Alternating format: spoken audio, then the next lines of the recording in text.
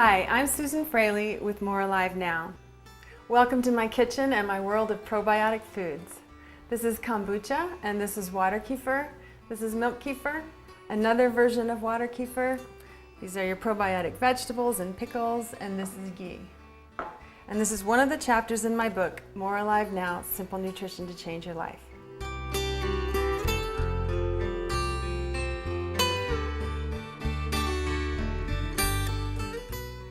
This is kombucha. Over here we have the finished tea. And you have to get a culture from somewhere, whether it's on the internet or the health food store, you have to find one. This is the culture on top, and it's traditionally called the mother. It's also called a SCOBY. It's an acronym for a symbiotic colony of bacteria and yeast.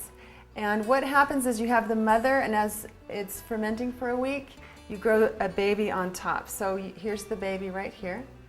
And it doesn't matter which one you use for your next batch, the mother or the baby. You can give one away or throw in your compost. So we're going to leave that one there, and I'm going to show you off of this smaller one because it's just easier.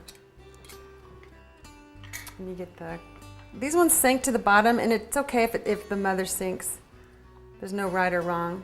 So we're going to put, this is the mother and the baby, and they're just going to both go in that bowl right there. And it also doesn't matter if your mom is thick or thin. They do thicken up over time, but it really just matters how the tea tastes. So you know the tea is done. You can take a little spoon or you can take a straw and just do a little sample. It should be not too sour. It should be vinegary taste, but it also should be just a tiny bit sweet. And you'll get to know what you like better, if you like it a little more sweet or a little more sour. Okay, so what we're gonna do now is we're gonna pour the finished tea into the jars. And I always like to have my lids right next to me because it's a little bit fizzy and I like to keep the fizz in there.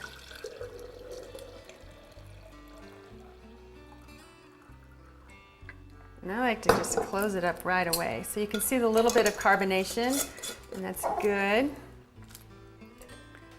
And here's this one. And people always ask me, is there alcohol in it? There's a very minor 0.01% of alcohol in there. And you want to keep a little bit of the tea for your next batch. So we're going to close this up here. Okay. Okay, so to make a new batch of tea, you're going to need a little bit of the tea itself. You're going to need your mother culture and some sugar, and this is green tea.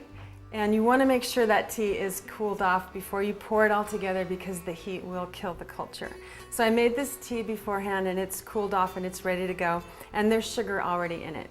So I'm going to put my mother back in the jar, or you could put the tea in first, it doesn't matter. I'm going to pour this in.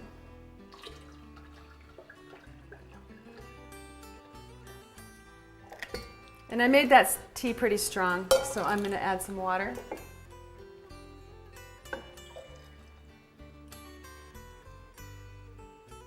And there you go. And now for the kombucha, you want to cover it, and a paper towel is always a really good thing to cover it with. So you want to put a paper towel on it and put a rubber band around it, and you let this sit for about 7 days. And again, you can taste test it to see if it's ready. And if it's not ready, you let it go a couple more days. It's also sensitive to different temperatures, so if you live in a cold area, this is going to take a little longer, and if you live in a hot area, it's going to take less time. So there's kombucha tea, and that's how simple it is.